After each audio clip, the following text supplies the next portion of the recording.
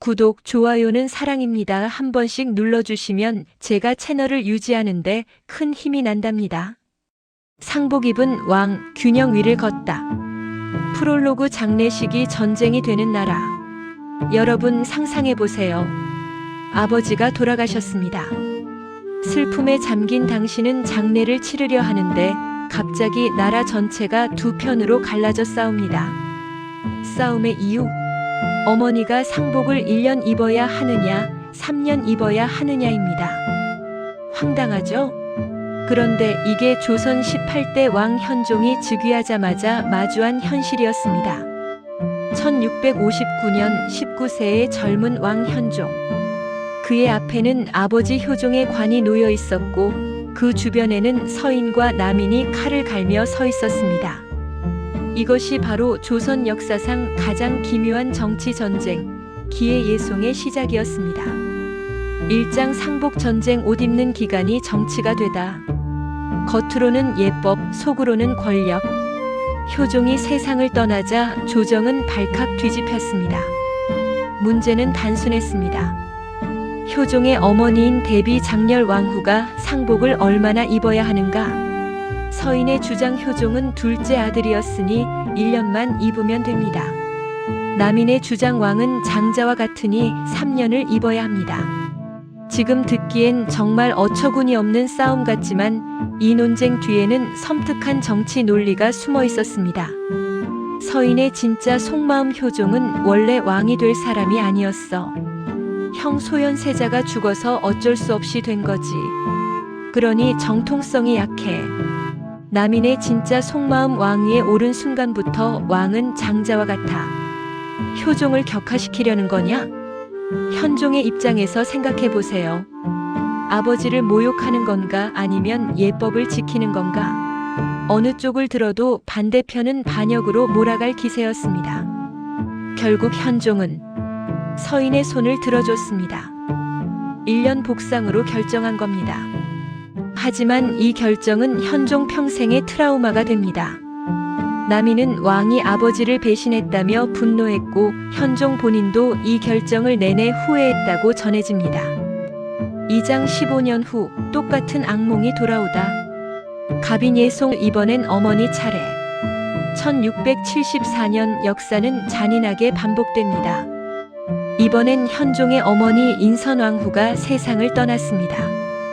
또다시 문제가 터졌습니다. 대비 현종의 할머니가 며느리를 위해 상복을 얼마나 입어야 하는가? 서인 며느리니까 1년, 남인 왕의 어머니니까 3년 아닙니까? 현종은 이미 15년 전 트라우마가 있었습니다. 그때 아버지를 격화시킨 죄책감이 마음 깊이 박혀 있었죠. 이번엔 달랐습니다. 현종은 남인의 손을 들어줬습니다. 서인은 경악했습니다. 15년 전엔 우리 편이었잖아. 하지만 현종의 마음은 이미 정해져 있었습니다. 현종이 남긴 말. 어머니를 또 격화시킬 수는 없다. 15년 전의 후회를 다시 겪을 수 없다. 이 한 문장에 현종이라는 인물의 모든 것이 담겨 있습니다. 정치적 계산보다 가족에 대한 최소한의 예의를 택한 왕. 그러나 그 선택의 대가는 혹독했습니다.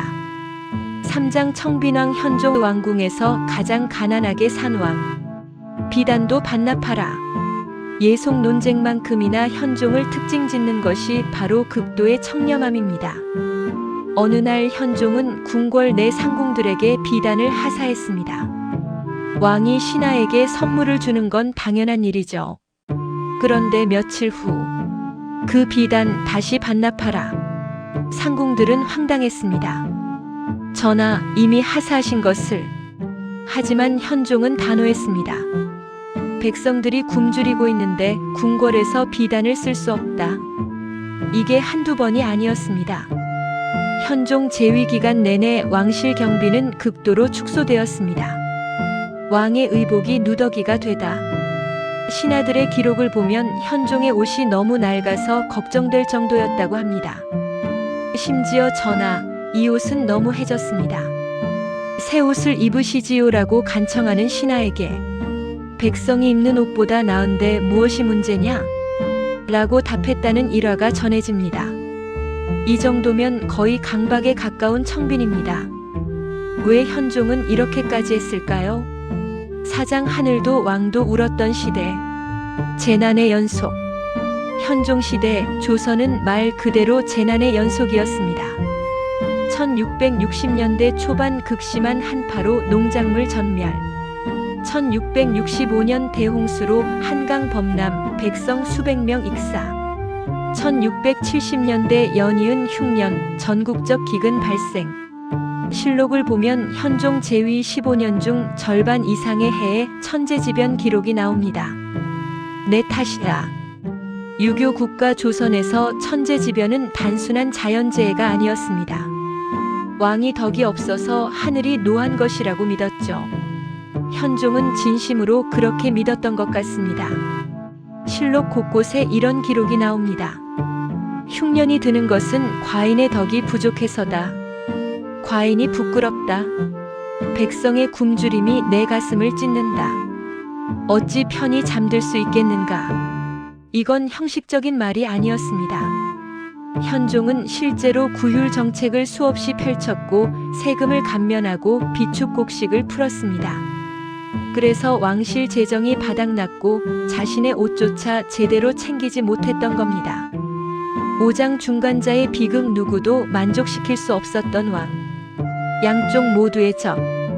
현종의 가장 큰 비극은 균형을 추구했다는 것 자체였습니다. 첫 번째 예송에서 서인을 들자 남인이 원수가 됨. 두 번째 예송에서 남인을 들자 서인이 배신감을 느낌. 결과적으로 양쪽 모두에게 불만족스러운 왕이 되어버렸습니다. 현종 본인도 이걸 알고 있었습니다. 실록을 보면 현종이 신하들에게 이런 말을 했다고 전해집니다. 과인은 어느 편도 아니다. 오직 백성과 나라를 위한 편이다. 하지만 아무도 이를 이해하지 못한다. 외로운 왕. 현종은 정치적 동지가 거의 없었습니다. 서인도 남인도 현종을 완전히 신뢰하지 않았죠. 심지어 현종 자신도 내가 제대로 하고 있는 건가? 라는 의구심을 평생 가지고 살았을 겁니다. 이런 외로움 속에서도 현종은 끝까지 중심을 잡으려 애썼습니다. 화려하지는 않지만 나라가 무너지지 않도록 버티는 것. 그것이 현종이 선택한 왕의 길이었습니다. 6장 34세, 너무 이른 죽음. 몸도 마음도 지쳐버린 왕. 1674년 현종은 34세의 나이로 세상을 떠납니다. 조선 왕 중에서도 상당히 짧은 생이었죠. 공식 사인은 병사로 기록되어 있지만 실록을 자세히 읽어보면 극도의 스트레스와 과로가 원인이었을 가능성이 큽니다. 15년간 멈추지 않은 당쟁, 연이은 천재지변, 백성을 구하기 위한 무리한 정책들, 자신을 극도로 절제하는 살. 이 모든 것이 현종의 몸을 갉아먹었습니다. 현종이 떠난 후, 현종이 죽자 그가 그토록 애써 잡아두었던 균형은 순식간에 무너집니다. 아들 숙종이 즉위하고 조선의 당쟁은 더욱 격렬해집니다. 환국의 시대가 열리면서 서인과 남인은 말 그대로 죽고 죽이는 싸움을 벌이게 되죠. 역설적이게도 현종이 사라지고 나서야 사람들은 깨달았습니다. 저 조용한 왕이 얼마나 치열하게 버티고 있었는지. 에필로그 균형이라는 이름의 고독. 현종은 화려한 왕이 아니었습니다.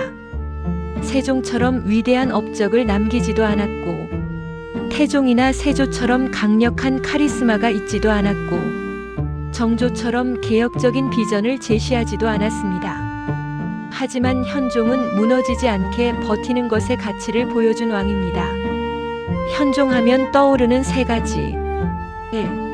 상복을 입은 왕 평생을 예속 논쟁 속에서 살았던 비운의 군주. 2. 청빈한 왕 비단도 반납하고 자신의 옷도 해질 때까지 입었던 절약의 왕. 3. 균형의 왕 어느 편도 들지 않으려 했지만 결국 양쪽 모두에게 외면당한 중간자. 마지막 질문. 현종은 실패한 왕일까요? 성공한 왕일까요? 화려한 업적은 없지만 그의 15년 재위 동안 조선은 무너지지 않았습니다. 당쟁은 격렬했지만 내란으로 번지지 않았습니다. 흉년은 계속됐지만 백성은 끝까지 버텼습니다.